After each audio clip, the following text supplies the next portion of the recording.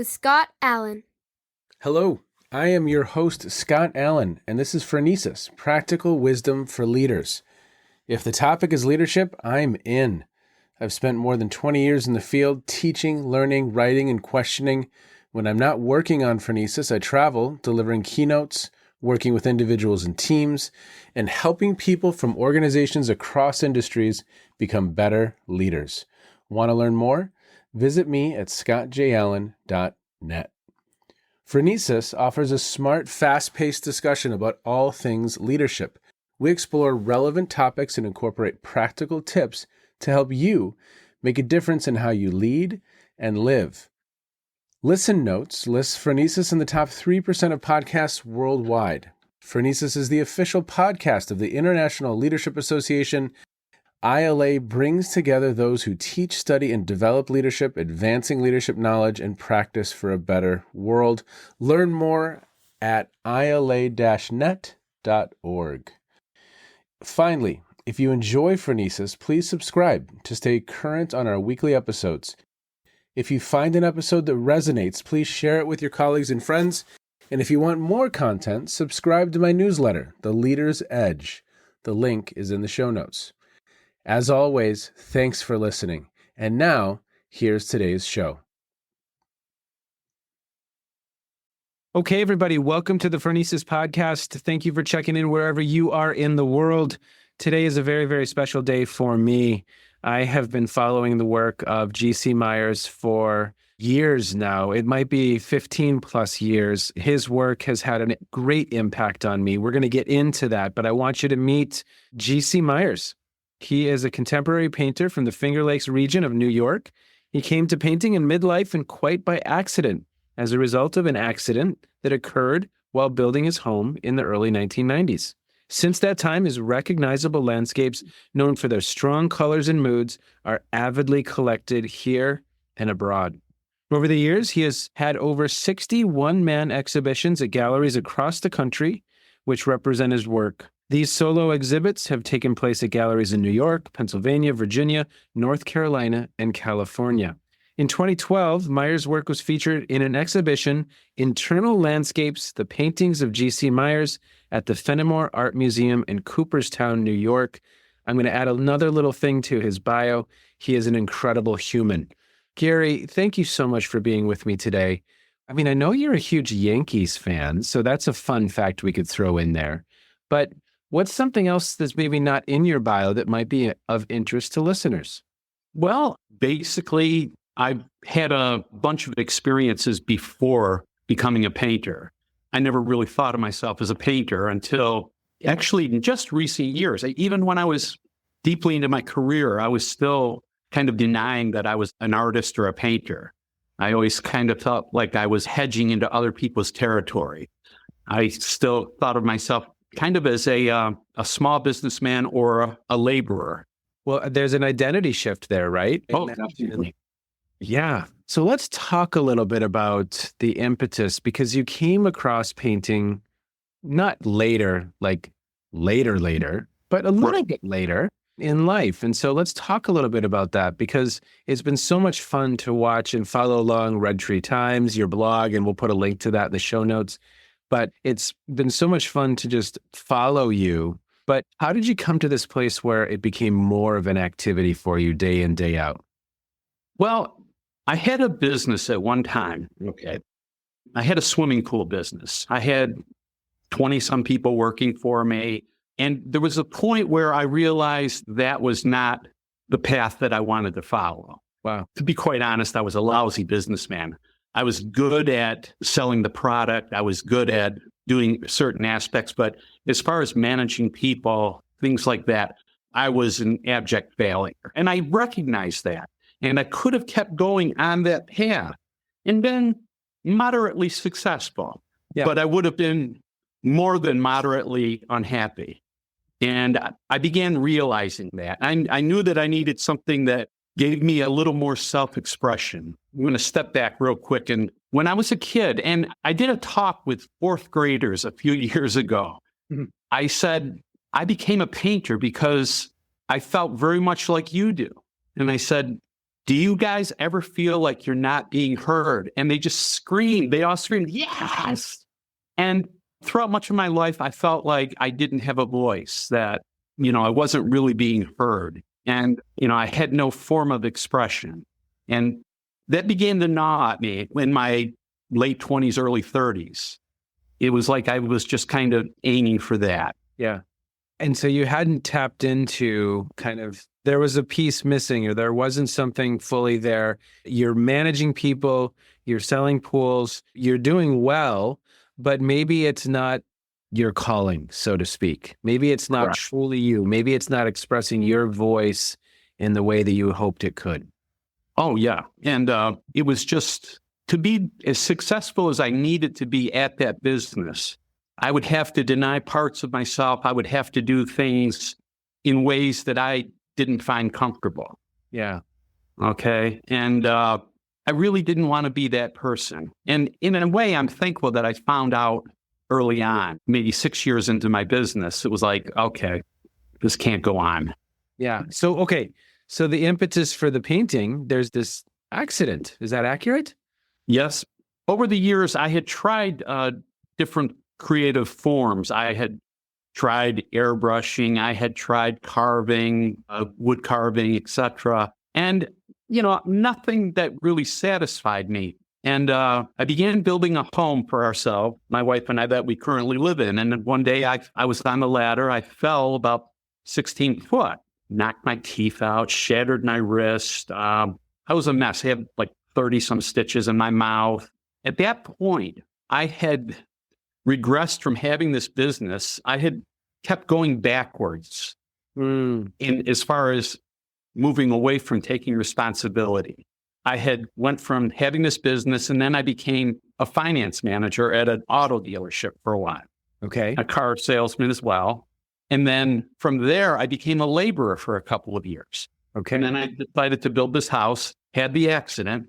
Well, I was a laborer, and then I became a waiter at a pancake house, Perkins Pancake House. And after this accident, I had several months to recuperate. And I picked up some of the airbrush paints. I was bored out of my mind. I couldn't do a lot. I had this cast on, and I put a brush in my cast and started doodling with these airbrush paints. And for some reason, something clicked. I don't know if it was the impact. Everything just seemed to work at that point. And I became obsessed. When I went back to work, I would work 8 hours a day. I would work on my house 3 or 4 hours, and then I would paint for about 4 hours every night. Really? Yeah. And that went on for about a year. And I never thought anything would come of it. I had no aim. It wasn't like I'm saying, okay, I'm going to start painting, and then a year from now, I'm going to start showing my work, and then a couple more years, I'll be this professional painter. I had no idea. That wasn't in my base of knowledge. I never grew up with artists. My family was kind of lower middle class, the edge of low class and middle class. We're right on the boundary. So the idea of being a painter just seemed very far-fetched. But after about a year, I had started stopping at this gallery in Corning. The owner is a fellow by the name of Tom Gardner, who's a well-known painter locally here. And he and I just clicked. We talked. I would just go in and he would pull chairs out into the middle of the gallery. And we'd sit for 3 or 4 hours and just chat. Really? And one day he asked if I painted. I'd been painting about a year at that point. And I said, not really. He said, but you do. And I said, yeah. He said, well, bring it in. He said, I'll critique it. And he said, but let me tell you, if I don't like it, I'm going to be honest with you. I'm going to tell you that it's not good. Yeah. So I said, okay, I'll bring it in. And I brought in my work. It was a blue milk crate with all this cardboard and pieces of paper sticking out of it. And that's my portfolio that I brought in from to review. And he started laughing when he saw it. And he knelt down and he started shuffling through it. And he goes, I had a question. I said, yeah. And I'm terrified at that point. It's like, he's going to tell me, why would you do this? And instead he said, where the hell have you been? And I said, what do you mean? He goes, this is great. And his wife, Linda, came over at that point and began looking and said, can you have work? Can you have like 12 pieces for our next show, which was in about 2.5 weeks? And I had never framed a painting in my life. I had no idea how to present my work. And I said, well, of course, sure, no problem. And in a couple of weeks, I was in a show. It was terrifying. I remember standing off to the side as people were going through this show. I'm not standing in front of my work. I'm just near it with my glass of wine on there. And I got a lot of great compliments that night. But the part that stood out to me were the people that just walked by. That actually affected me more than the people who came up and gave me this praise. I began thinking, okay, what do I have to do to make those people stop?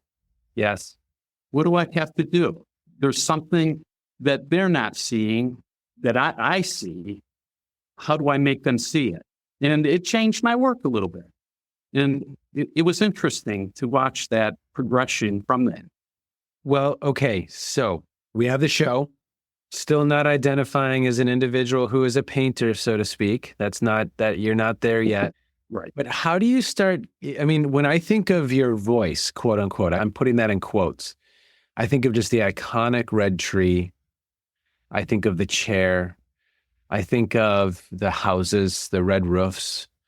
I think of your just beautiful, for me, I absolutely love anytime there's something with a boat in the sea. I just absolutely love those pieces of work. Your archaeology series. And so when's the first time you're thinking, okay, I have a little bit of a voice here. This is interesting. And maybe it's, when was the first time you started noticing people start to stop and look?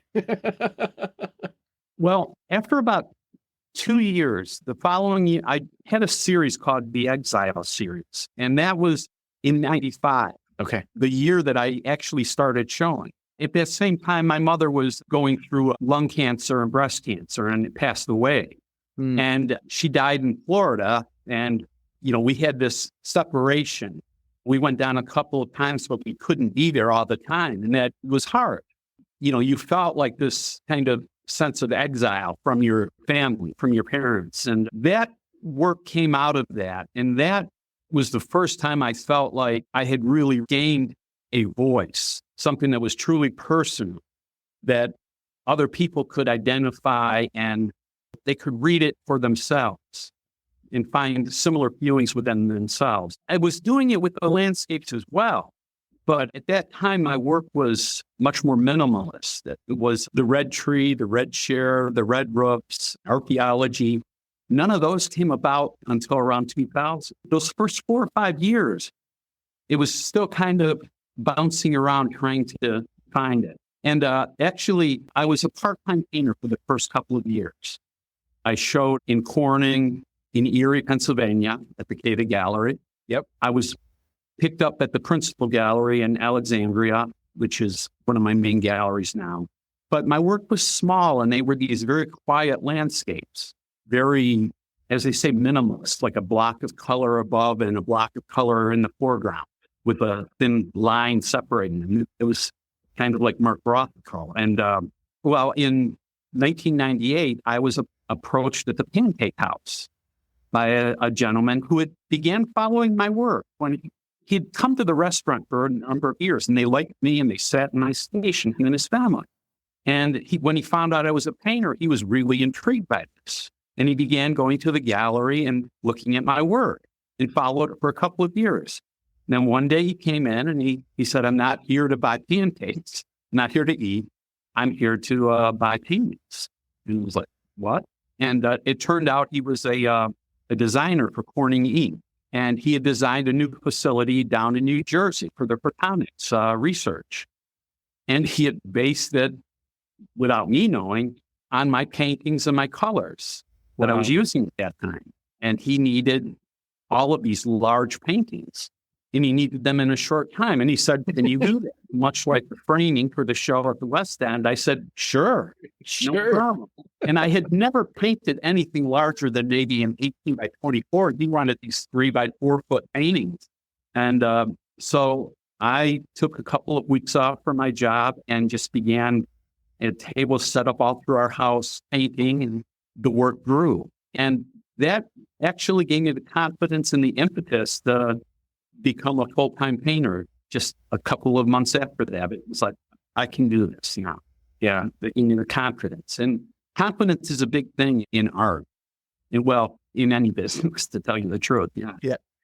Well, as I said to you before we started recording, my reaction to your work, I'm passionate about leadership and leader development, personal growth, transformation, and I just see that. And I don't know if it's just my eyes looking for what it's looking for in your work, but from the moment I discovered your work, I was transfixed, whether it's the iconic red tree.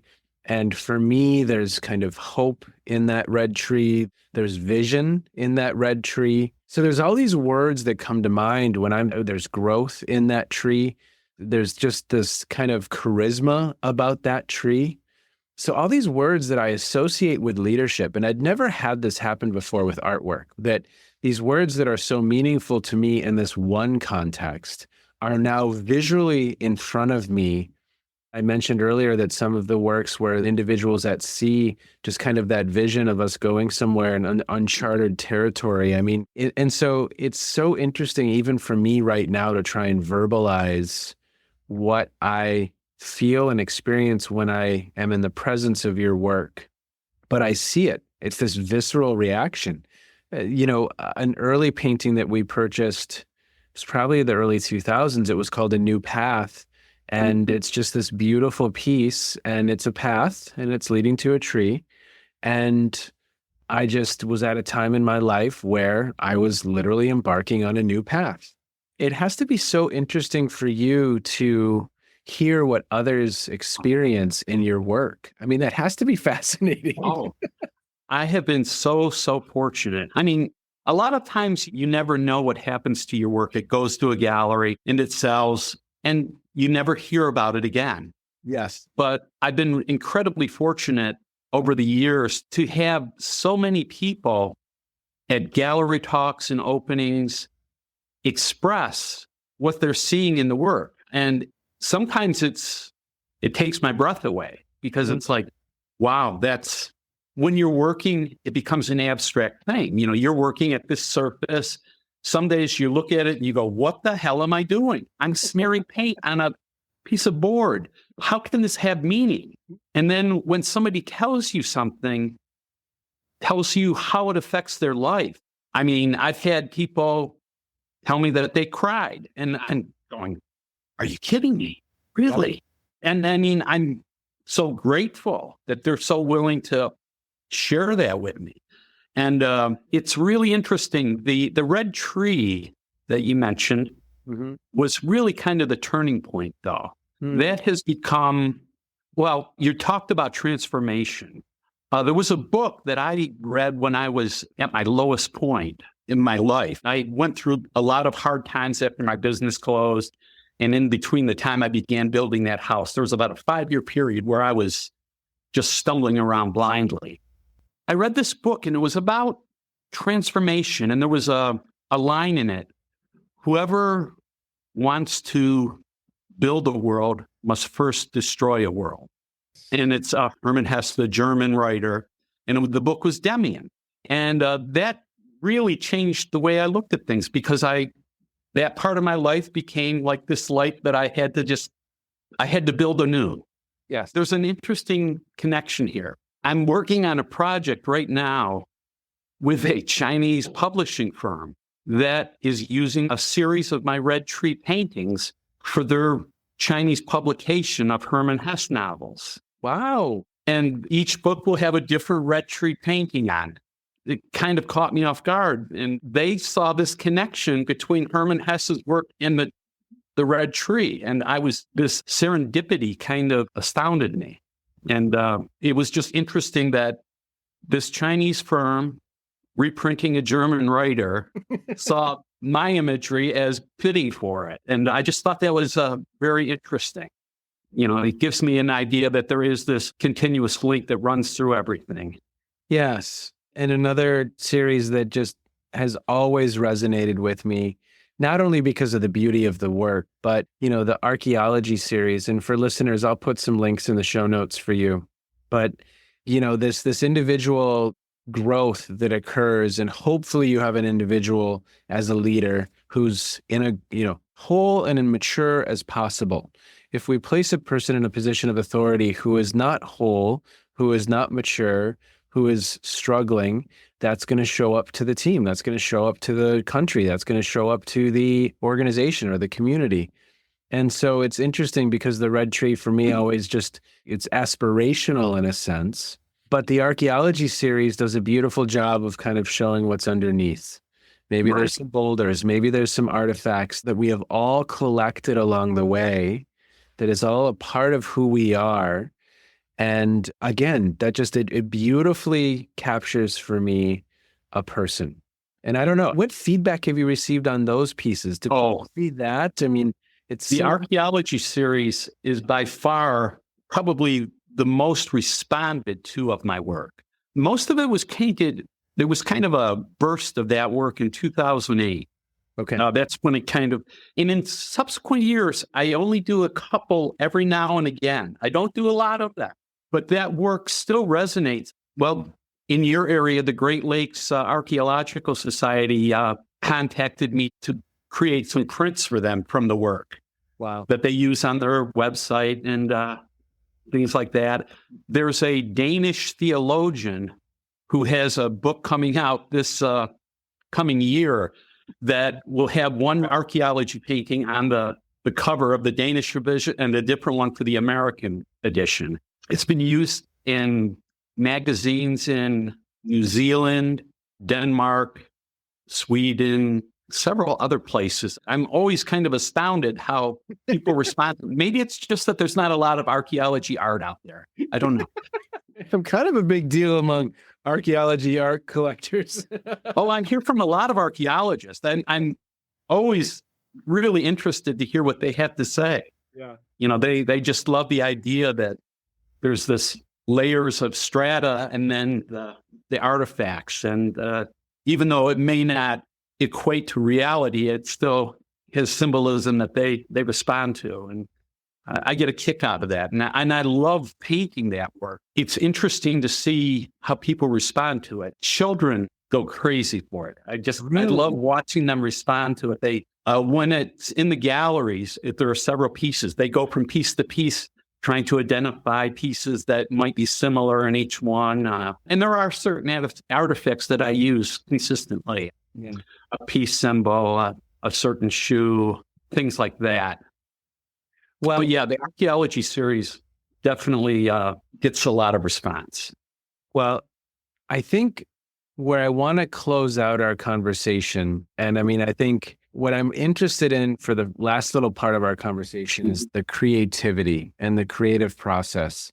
Where do the ideas for you come from? How much experimentation is there that the world never sees? What is your source of motivation after the long period of time that you've been engaged in this work now? What's your continual source of motivation? Because you're just prolific. How many paintings are being produced a year? Probably at this point, 90 to 100, but years ago, it was much higher than that. The process has evolved over the years. It's become more layered. And you ask about inspiration. I'm in my studio here 7 days a week. This is where I am. Yep. I'm in here at 5 a.m, and I usually, I go in and out, but I'll be here from 5 to 6, 7 o'clock at night. Okay. 7 days a week, just about every day of the year. It's just what I do.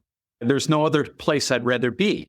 But the caveat to that is if I'm not exciting myself with the work, if the work is not triggering an emotional response for me, then I'm not happy. My biggest task is to create the excitement that other people might see in it.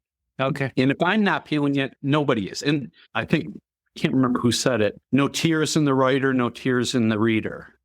And it's the same thing. As far as inspiration, it's what I tell art students when I go to classes and talk to them. Learn your technique, learn your process, etc. But more than that, expand who you are. Read, listen to music, watch films, talk to people, talk about things, talk about ideas. Don't just focus on what color, I'm going to use a cobalt blue and a number 4 brush. It's all fine and good. But if you're going to connect with people, because art is about connection, you've got to be a full person. You've got to be a well-rounded person, because eventually it shows. Yeah. If you're not, chances are it'll show itself. Well, and when you're there for 10, 12 hours, are you in a state of flow? Well, it depends. Different parts of the year. When I'm preparing for shows, I'm deeply in the flow. I call it, my groove. When you're in that, it's wonderful because time just kind of melts away. Yes. Time becomes inconspicuous. You hate to stop. And that's a wonderful feeling. You have these up and down, like waves of activity. And when you're preparing for a show and you're at the top of a wave, it's the greatest feeling. Yeah. And then after a show, you're inevitably, for the first couple of weeks after a show, you're at this low ebb. Okay. You're just, your confidence is shot. Even if it's been a great show, you've lost your endpoint. And for me, I need to have endpoints, something to shoot for, And fortunately, I've been able to find those. A big part is, as I say, I get a lot of inspiration from, I consider myself an emotional painter. I can always tell when I'm at my peak of creativity, when I'm most easily moved by things, when I'm most easily moved by music. Like I watch a lot of films in the studio. Yeah, they have to be old films so that they have a lot of dialogue that, I can not have to look at the screen to, these are films that I've seen hundreds of times. And, so I know what's coming so that when I zone out in the painting, I can come back into the film. But there are certain films that just have these triggers that when I know that I'm doing well, they'll click. And it's like, I'll get an emotional response from it immediately. That goes back to what I was saying about my job. My greatest task as a painter is creating excitement in myself, emotion and excitement. If I'm painting, and this has to do with a lot of businesses as well. A lot of painters get to a point, and I felt like I could have done that with the red tree, where I would be, quote, the red tree guy. And to a point I am. And it would have been a plateau. And it's a very nice plateau. It's rewarding. It pays the bills. You have a modicum of success. And you don't have to push yourself. But that never felt right to me. It's like you see that with a lot of artists and you see it with a lot of businesses. They achieve a certain amount of success and then they just rest there. And that becomes as far up on the mountain that they want to go. For me, it was always about getting off that plateau, trying to move up a step, try to find a new path up. And, sometimes you go up the right path and sometimes you don't. But it's the effort that sustains you. Yeah. Well, and I have great respect. You hear that from comedians sometimes where they won't recycle jokes there. It's always going to be a new series of jokes, or musical artists that are continually kind of shifting and challenging where they're going. And that's where that inspiration is. I'm just so thankful for our time today, Gary. And I always close out by asking the following question. I know that you love music. I know that you love film. That's kind of, for listeners, it's baked into Gary's blog. And so you're going to have a link to that in the show notes. And then also there's always these wonderful lessons on artists and just reflections on his own work and poems and quotes that come to mind as he looks at. I don't know how you name all these pieces. That's got to be a fascinating process too, because it's just prolific. But I always ask guests what you've been listening to, what you've been reading, what you've been streaming. What's caught your attention in recent times that listeners might be interested in? It doesn't have to have anything to do with artwork. What's caught your eye? Well, let's see, what have I been listening to? I've been listening to a lot of, he's an artist, a musician called Moondog. Okay, Moondog was a street performer in New York in the 50s and 60s, not even a performer. He was a street person, I should say. He was called the Viking of 6th Avenue. Okay. He would stand in the business district in a Viking helmet this like road. He was a very tall, like 6'5" or something. He was blind. He had been blinded as a boy in Nebraska in like the 1920s. Okay. And in the 1950s, he had a record contract. He was a good friend of Philip Glass and Stephen Wright. He counted Duke Ellington and Count Basie as good friends. But you would walk up 6th Avenue and there's this guy just standing there panhandling, just standing, not coming out and asking you for anything, but just standing there, and people would drop money.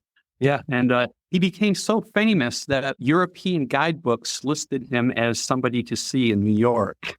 And he was a big influence on the American composer Philip Glass, because when you listen to the two of their musics, comparing them side by side, you can hear the music of Moondog in Philip Glass's work. And for me, there's a personal connection because in the 1960s, he came into the area which I live in, the Finger Lakes region of New York. Yeah. He took a bus from New York, this blind Viking, and he bought a piece of property out in the middle of the country, about 20 minutes from here. And he would come there in the summer, and he lived in a hole, a dug hole, and he had ropes all across the property that he would follow.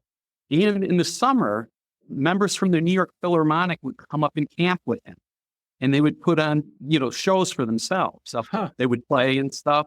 And I just, I had never heard this. And I immediately connected with the music, and I just loved the story. That just added this like depth to it. And it's just interesting music. I will check that out, and I'll put some links in the show notes. That's awesome. Moondog.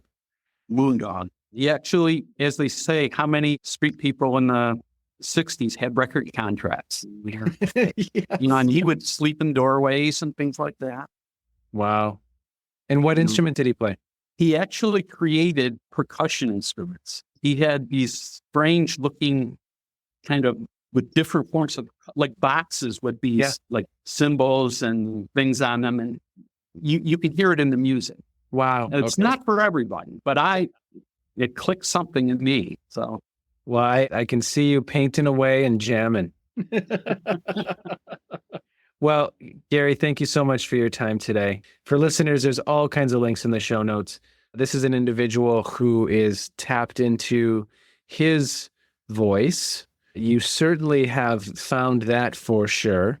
And I love the fact that your work is finding itself to all aspects and all places in the globe. I know that some of the work is hanging in Tibet, if I'm not mistaken. Oh, yeah. Yeah. No, it's been around the world. And it's inspiring. Going back to the music part and the archaeology series, there's a new album out by a Grammy award-winning guitarist named Bill Mines. Okay. Who uses one of my archaeology paintings on the album cover. And I'll send you a copy. Okay, please do. It's just, finger-style guitar music. It's wonderful. Well, congratulations. Thank you so much for your incredible work. I know that it's made a difference in my life. Our home is filled with your work, and they are heirlooms that will be passed along for years and years to come. Thank you for having me on, and, thank you for the kind word. It feeds me here in the studio. This is a hard episode for me to debrief, and I don't necessarily know why. Maybe similar to struggling to put into words what I felt when I look at Gary's paintings. I'm feeling the same now. But there were some phrases in this episode that just really stood out for me. Finding my voice, a form of expression. And towards the end, he said something that really, really struck out to me. You've got to be a full person. And I think there's a really, really nice connection to leadership there. Are you a full person, a whole person, someone who's working to become a fuller person, a more whole person? If others are in your care, if we want others to respond to us, are we at our best? When I look at Gary's work, I see so much. It's transformed my life in many, many ways. It's a visual representation for leadership. And that has just been an incredible gift. Gary, thank you to you. I am so thankful you found your voice. I think each of us are on a path to find our voice, to find that form of expression, to add meaning and purpose to our lives.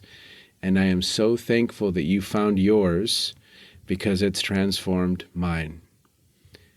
As always, everyone, take care, be well. A lot of links in the show notes. Check out Gary's work. Bye-bye. You have just finished another episode of Practical Wisdom for Leaders with Scott Allen. To contact me, visit scottjallen.net or send me a note at scott@scottjallen.net. I'm also on LinkedIn, so let's connect.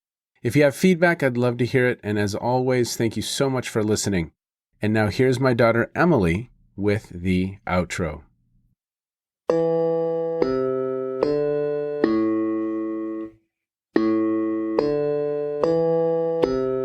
You've been listening to Phronesis, Practical Wisdom with Scott Allen.